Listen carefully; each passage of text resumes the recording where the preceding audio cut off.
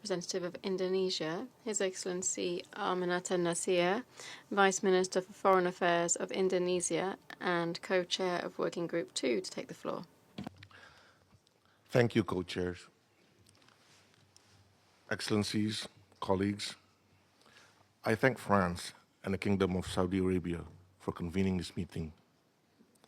We have invested significant time and efforts in building towards this high-level conference. We therefore must ensure the momentum in realizing the two-state solution is maintained after the conference, including not to veto the full membership of the State of Palestine to the UN, as stated by a number of colleagues earlier. Co-chairs, Excellencies, Indonesia is honored to co-chair with Italy Working Group 2 on security. Our inclusive and transparent approach in Working Group 2 is anchored in two central objectives.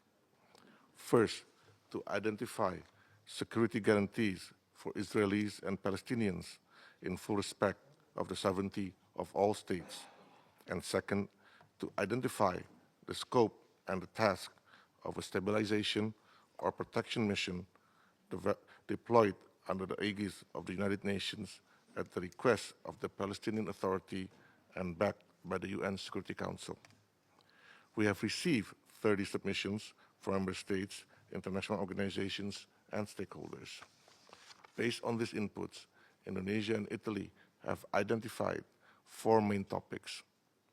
First, establishing credible and equal security guarantees for both parties through cessation of violence and recognition of equal rights to safety is important.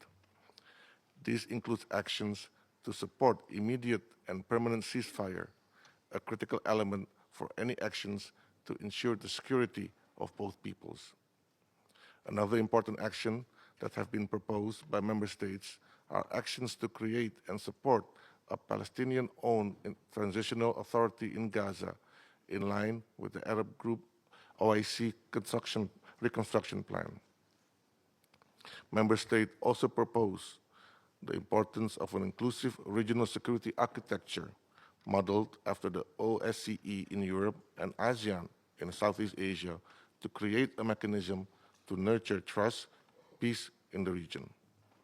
Second, we need to empower the Palestinian Authority to independently manage security and fully assume responsibility in both Gaza and the West Bank, with the view of promoting reunification of all Palestinian Authority under a single, legitimate, and democratic national government. Under this element, we have gathered commitment to take action to launch a UN-led international coordination framework for initiatives aimed at developing efficient security and policing structure towards a sovereign Palestinian state.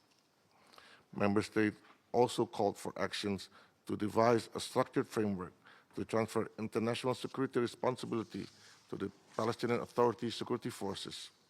This includes actions to support the Palestinian Authority to maintain a base-level security on the ground and to ensure the safe passage of humanitarian aid. Lastly, there has been a strong consensus in restating opposition to forced displacement or changes to Gaza demographic and territorial status, as well as the rest of the OPT, including East Jerusalem. These actions are aimed to ensure a physical and normative space for the two-state solution to materialize. The 2 other elements will be presented by my fellow co-chairs from Italy. Before I conclude, however, I would like to take this opportunity to congratulate France for its leadership and courageous decision to recognize the State of Palestine. At a time when persuasion fails to persuade parties to stop actions that are clearly in violation of various international law, only concrete action within one's own power and international law is needed to show the right path. Indonesia urges other countries and leaders that have not to take this momentum towards our goal and two-state solution by following the example of France. I thank you.